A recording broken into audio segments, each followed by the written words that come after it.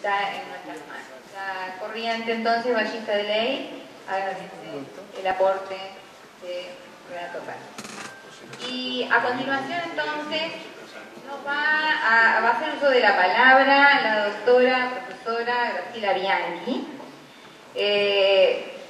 Digamos que tiene como trayectoria, es profesora de historia, egresada del Instituto de Profesores Artigas, es escribana pública, doctora en Derecho y Ciencias Sociales, con una larga trayectoria como profesora de Historia grado 7, efectiva en la educación secundaria. Fue directora efectiva del Liceo SAES, Francisco Baruzá.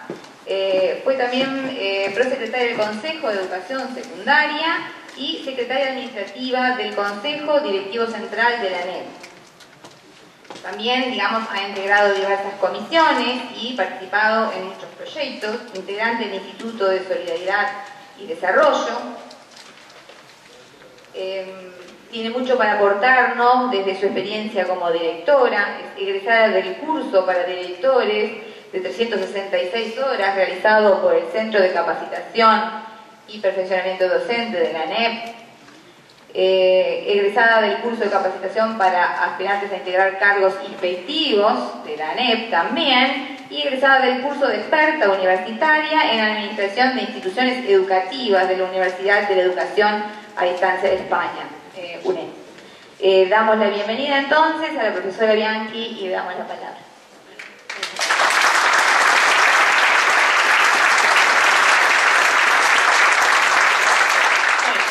Buenas noches, muchas gracias a todos. Para mí es un honor compartir no solamente con expresidentes, senadores, con Renato, que trabajamos en otras épocas bastante difíciles, pero siempre tuvimos acuerdo nosotros. Cosa que a mí me costó bastante. Vos te fuiste para Ginebra, pero yo me quedé acá. El tema que me toca, creo que es un problema de género, porque tengo que aterrizar. Y tengo que aterrizar, parece que a las mujeres siempre nos toca lo práctico, por más formación teórica que tengamos. Y lo tenemos que aterrizar con todo lo que tú dijiste, que lo comparto en su gran mayoría, pero lo tenemos que aterrizar además con un criterio positivo y realista. Porque tú decís que estamos en los descuentos, Renato. No, ya no estamos en los descuentos. La educación uruguaya, pública y privada, pero yo creo que en eso estoy de acuerdo contigo, que también uno piensa que pagando puede tener mejor calidad, no tenemos formación docente, todas las cosas que después lo desarrollaremos, así que en consecuencia todos estamos corriendo serios riesgos a corto plazo. Es decir, es una tragedia la situación de la educación uruguaya, es una forma de expresión utilizada por Caetano, que lo ha calificado así, y yo que creo que es uno de los grandes teóricos y referentes, me parece que por algo lo dijo, ¿no? No es lo mismo que lo diga Caetano que lo diga yo. Es una tragedia. Ahora, ¿cómo hacemos para lograr las propuestas, tratar de igualar o mejorar, ¿por qué no?, las realidades de otros países, los que mencionó Renato, que todos los tenemos siempre presentes?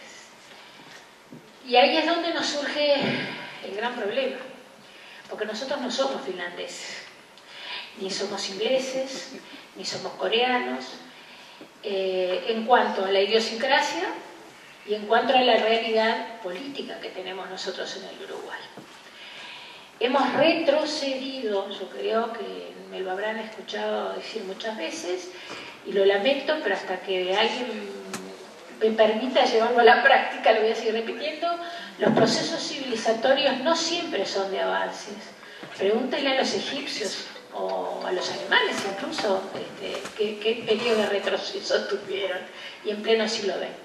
El Uruguay ha retrocedido muchísimo, y ha retrocedido en lo que es el concepto más estricto de educación, si lo quieren vincular a la instrucción para usar términos más comprensibles por todos, pero ha retrocedido en la política, no solamente en la política educativa. Yo, cuando se me propuso estar acá, dije que yo ya, mi discurso no es un discurso vacío, yo estoy muy preocupada por la República, estoy muy preocupada por el equilibrio institucional de este país. Tal vez porque conozca la situación de quien gobierna desde adentro y realmente todos los días nos sorprendemos un poco más. Y yo sé que es así, hemos retrocedido. En consecuencia, para mí lo más importante otra vez en el Uruguay, y tenemos que mirar a quienes tenemos detrás en los retratos, a Varela, a José Ordóñez, sin ninguna duda, significa, para poder arrancar, Renato, para poder arrancar, tenemos que hacer un enclave en nuestras fuentes. No tenemos más remedio, porque nos hemos primitivizado tanto, hemos perdido los niveles más elementales, que yo no sé si tú tenés en este momento cercanía con el sistema educativo nuestro, en el sentido de qué saben leer, cuánto saben leer, cuánto saben escribir, cuánto saben razonar nuestros estudiantes. Yo amo mucho, no lo conozco, pero al decano personalmente, el decano de ingeniería, porque siempre me acompaña en estas cosas. Antes dijo que en una prueba hace 2 años, menos del 8% de los chicos que ingresan a ingeniería pudieron comprender un texto básico de idioma español. Hace pocos días, el 3.1% de los chicos que ingresaron a ingeniería hasta tenían el nivel de matemática necesario. Entonces, yo creo que tenemos que volver a nuestras fuentes para tener un clave, para salir adelante con criterios que sean más reconocibles por nosotros, por una razón muy sencilla, porque tenemos una organización institucional que está basada en una alianza político-sindical que, si en otras épocas trabaron reformas muy importantes en las que algunos teníamos acuerdos y algunos desacuerdos, pero en general teníamos acuerdos. Renato y yo trabajamos mucho tiempo, vos más que yo, porque yo iba a representación de los directores, por la TEMS, ¿verdad? La comisión aquella que al Estado uruguayo más le costó muchos millones de dólares, que se trataba nada más ni nada menos de la transformación de la educación media superior en el Uruguay. Y yo me tocó ser testigo a mí en el CODICEN, que integraba como secretaria administrativa, presidido por el doctor Yarzábal, que se derogó, no sé, yo aplico, no sé a esta altura si se dejó de lado, se pateó, se derogó, no sé.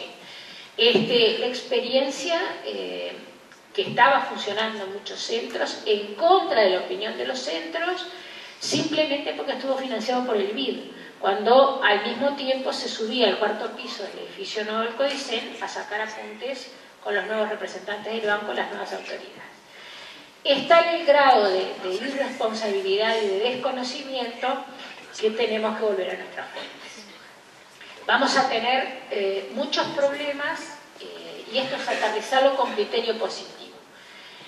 Muchos problemas para romper este núcleo político sindical, que además ahora lo tenemos encaramado en el Estado. Ahora son autoridades. Ahora son... yo de una manera simplista digo, son patronal y trabajador al mismo tiempo, pero es mucho más grave. Ustedes saben lo que pasa en la salud, con el directorio cómo está integrado y cómo pasa con la educación. ¿Qué es lo que están haciendo los sindicatos? En este momento nada en los consejos, porque no hacen ningún aporte desde el punto de vista técnico, porque se eligió a los representantes sindicales meramente por su origen político. Así se confeccionaron las listas, o sea, no hacen ningún aporte. Yo a esta altura no los responsabilizaría tanto del desastre a los actores que están en los consejos, porque en realidad no hacen nada, no saben, no hacen, no van.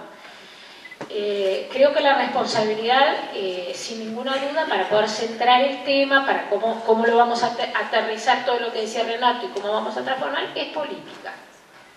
Es política, porque los sindicatos quedaron de rehenes del sector político al que pertenecen. Entonces están perdiendo además afiliados, lo cual es una ventaja para nosotros. Es decir, tenemos que sabernos mover estratégicamente. porque no crean que todos los profesores están de acuerdo.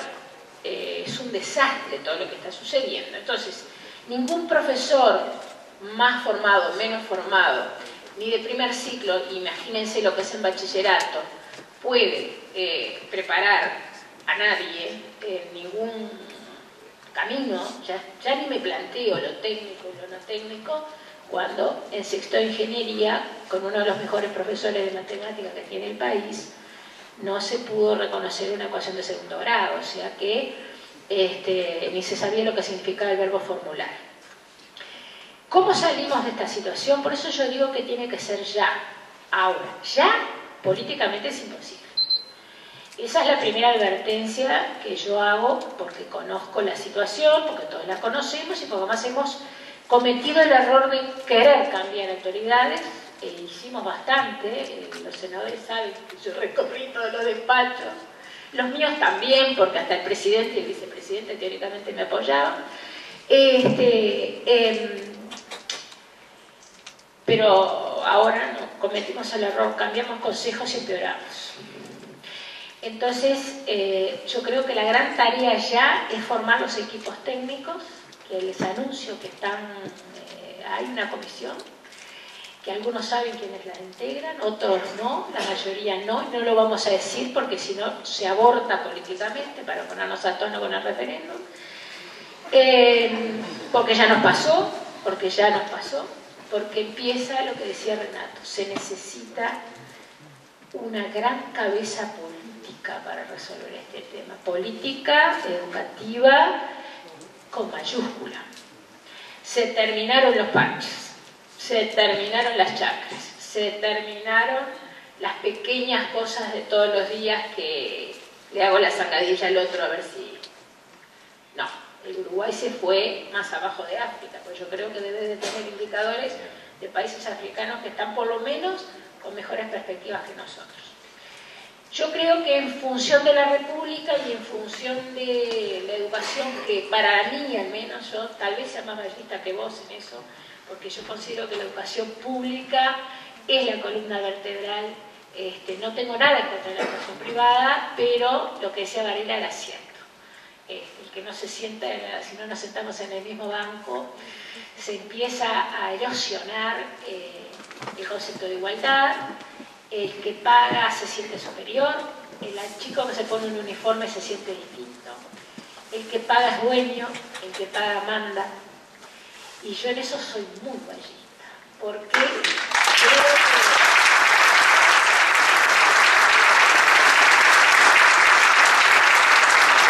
que en Uruguay también esto tiene que volver a las fuentes.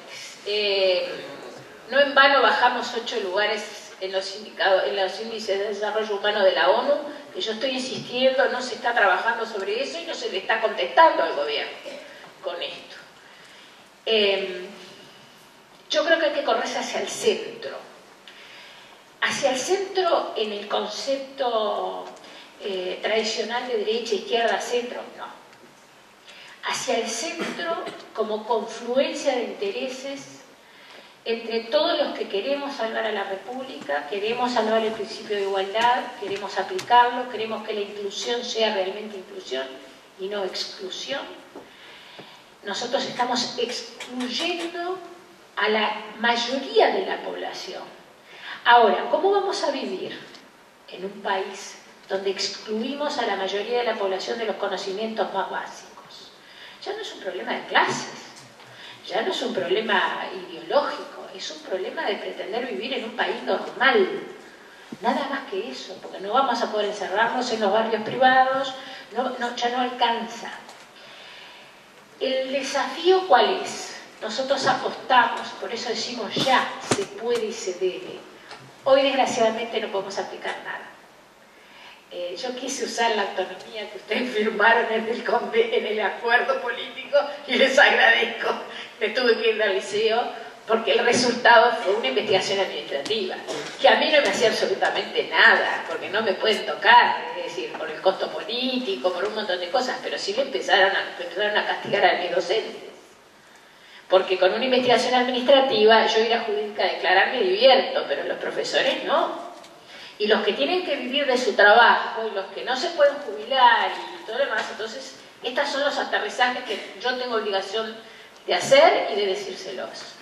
Y me tuve que ir, porque quebraban la comunidad educativa, otro que autonomía. Nosotros apenas se nos ocurrieron algunas medidas que eran básicas, y prácticamente yo era, bueno, ustedes saben que se tituló que yo era la directora rebelde, haciendo lo que normalmente debieran hacer todos los directores y todos los profesores. Y todavía estuvieron, porque esto es para agasalla, como digo yo, el tupé el otro día de comunicarme, de notificarme cuando yo ya estoy jubilada, de la clausura de la investigación administrativa contra mi persona, que además las investigaciones administrativas no tienen nombre y apellido. O sea, es un desastre desde el punto de vista de gestión, curricular, técnico-pedagógico, como lo quiera llamar o como lo quieramos llamar, no existe, porque no existe formación docente, pero además es un desastre desde el punto de vista institucional. Renato, tú hablabas de los inspectores. Los inspectores en este momento, además de la mala formación y de los cursos viciados de nulidad, son ojos y oídos del rey. Y como el autoritarismo se ha instalado en nuestro país, y cuando yo lo dije en mi renuncia en julio del 2010, hubo dirigentes políticos de primera línea que me citaron para decirme que yo era alarmista, de la oposición, para decirme que yo era alarmista, donde veía yo indicadores de totalitarismo, y hoy todos estamos sufriendo el autoritarismo, que genera el peor de todos los totalitarismos, que es la autocensura. Porque si yo no me iba del liceo, mis profesores quedaban por el camino. Algunos porque se asustaban y otros porque en realidad les liquidaban la carrera. Entonces, ¿de qué autonomía de los centros vamos a hablar en este momento? No podemos hacer absolutamente nada. No se puede correr una coma. No se puede modificar los cursos de nivelación que nosotros habíamos organizado, porque vienen con nivel de analfabetismo total. ¿Cómo hacemos en bachillerato, que es la última trinchera? Ya fueron considerados una aberración porque significaba una organización interdisciplinar que no aceptaron. Lo mismo que algunas modificaciones al reglamento, muy suaves, es imposible. Entonces, el ya se puede y se debe. ¿Cómo lo aterrizamos? Formando un equipo técnico con los mejores representantes técnicos, vengan de los partidos que vengan, pero que no vengan en representación de los partidos, porque si no se mete la pequeña política dentro.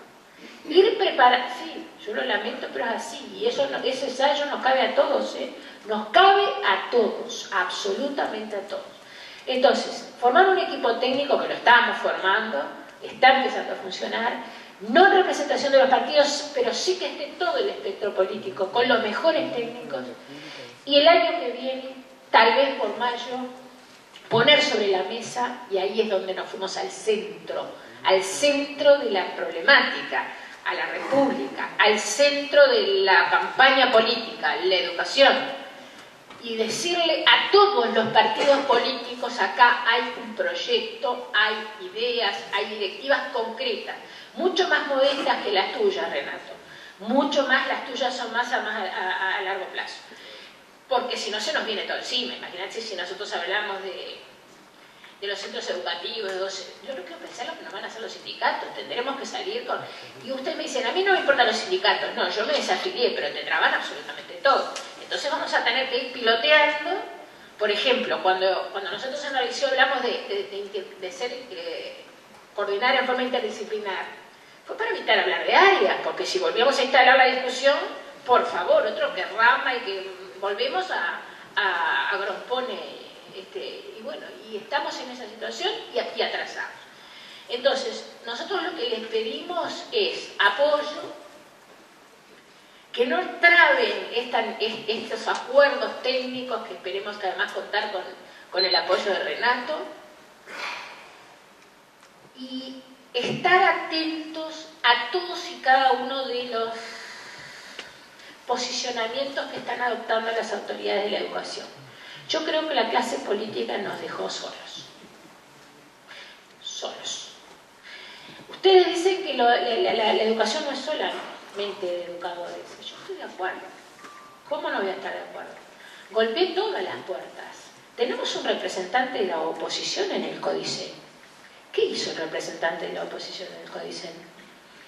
Ir a respaldar a los inspectores que yo dije que estaban elegidos o seleccionados con corrupción, y lo probé, y además ahora estoy iniciando el juicio. Fue a darle el apoyo a los inspectores. Entonces, esto no es un reproche, al contrario, es ese camino hay que desandar.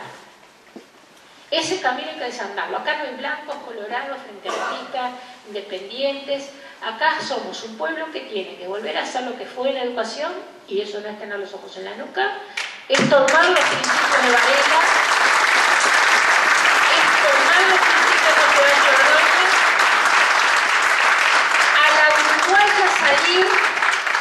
a la uruguaya salir con cosas chiquitas, concretas, aunque parezcan muy humildes, pero vamos a salir así o no salimos, muy concretas, muy modestas, muy humildes, tratar de mencionar lo menos posible la chiquita de todos los días, los ejemplos internacionales, más allá de que los técnicos los miremos y los estudiemos, y de ahí recién pilotear esta situación gravísima, porque estamos, la ANEP está presidida por una persona que yo les tiré, yo tiré sobre la mesa muchas cosas, nadie recogió el guante. Que no solamente es una persona que no tiene formación de ningún tipo, sino que además tiene para ser investigadas algunas cosas interesantes. Y bueno, estamos en esta encrucijada política, trabajemos sobre esta comisión, que no la vamos a dejar,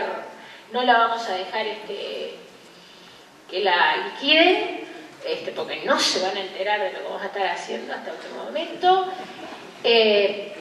La clase política, concientícense, porque además hay una cosa que yo se los voy a decir, y no es que yo esté rezongando porque me salga la directora.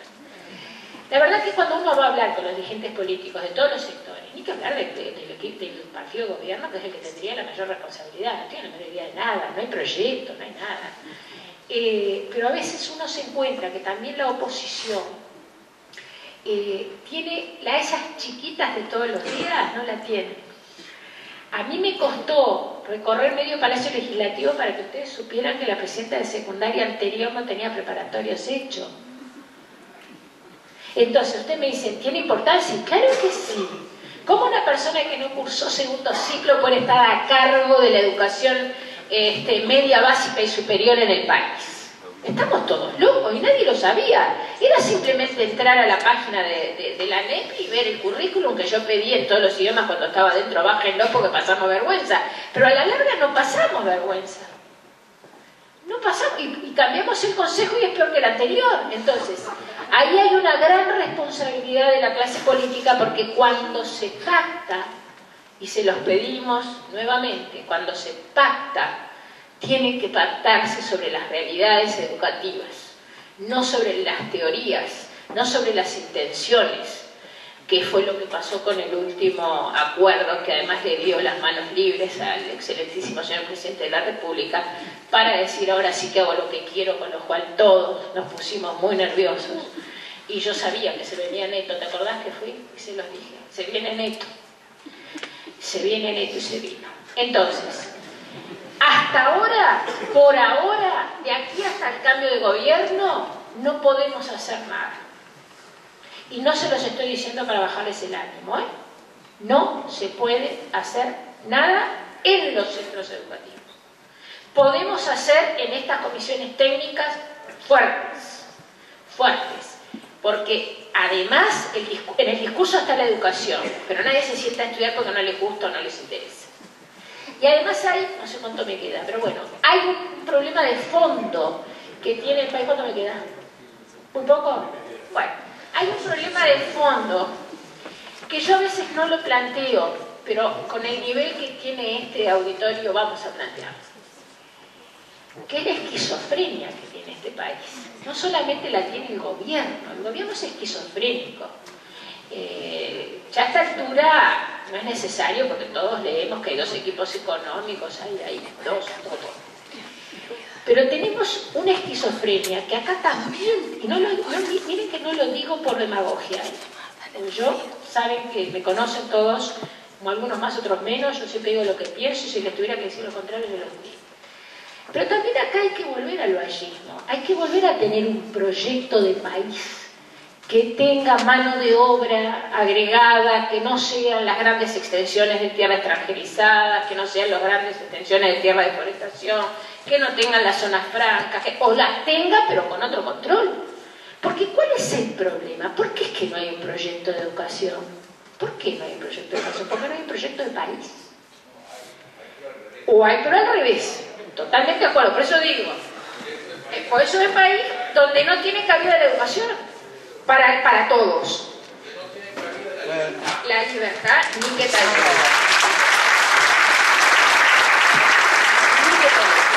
Entonces, cuando se habla tanto de los oficios y de la educación técnica, no en el sentido que lo hablas vos, por supuesto, en el sentido que lo habla el gobierno, bajo muy poco sentido, pero lo hablan algunos, en realidad la gente percibe que no existe una relación entre los años de escolarización y la remuneración y la posibilidad de conseguir trabajo. A mí me tocó comentar una conferencia para mí que fue ilustrativa, porque lo intuía, pero no lo había llevado a nivel científico porque no me dedico a eso, pero Claudio Zapelli, el economista especialista en educación, mostró una gráfica. Somos el único país de América Latina que tenemos la gráfica de dos entradas, años de escolarización, nivel de ingreso, es una línea horizontal. Si bien Guatemala, El Salvador tienen un nivel educativo que yo no sé a esta altura si nosotros no lo tenemos más bajo, pero bueno, supongamos que no, está medido, pero bueno, digamos que estamos en el pelotón, pero tienen la gráfica adecuada. Hay una correlación real entre años de escolarización y nivel de remuneración.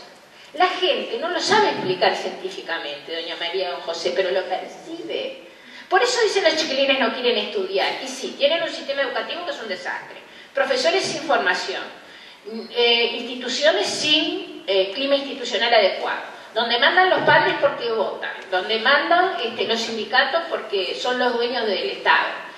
Y además encima saben, sobre todo lo de los quintiles, ya no digamos los últimos, de medio para abajo, que no tienen vuelta, digamos, no tienen retorno del sacrificio que significa estudiar.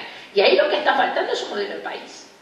Ahí lo que está faltando precisamente es generar fuentes de trabajo genuinas, y es lo último que voy a decir, verdaderas. No se puede sobrevivir en un país que pretende hacer socialismo con el bolsillo de la clase media y la clase trabajadora.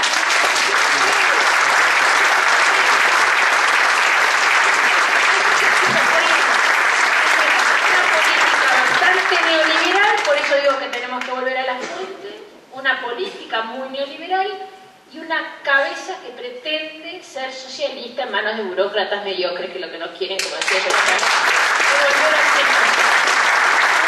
entonces necesitamos, esa comisión está instalada, está funcionando, despacito, déjennos trabajar, y cuando pongamos sobre la mesa el proyecto, olvidémonos a quiénes vamos a votar.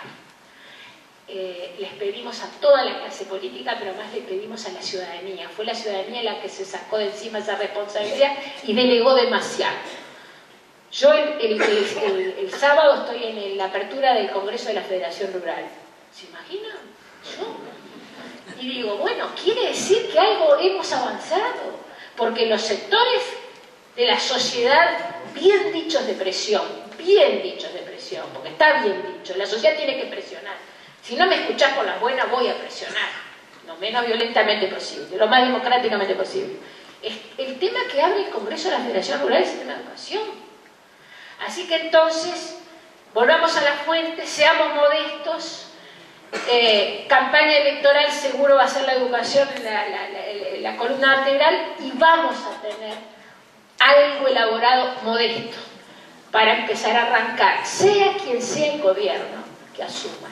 Porque como me dijo un amigo que estoy mirando, sea que sea el presidente, le va a explotar la espoleta cuando se ponga la banda presidencial. Y una de las cosas que le va a explotar es la educación, porque ya no podemos controlar más a nadie, ni de sectores sociales altos ni bajos, a nadie. En consecuencia, se nos va la vida, se nos va la república.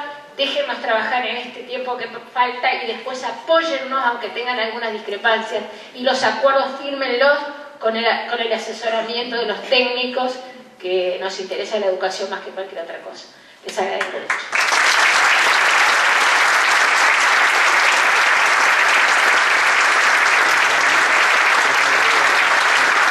Bien, agradecer a la profesora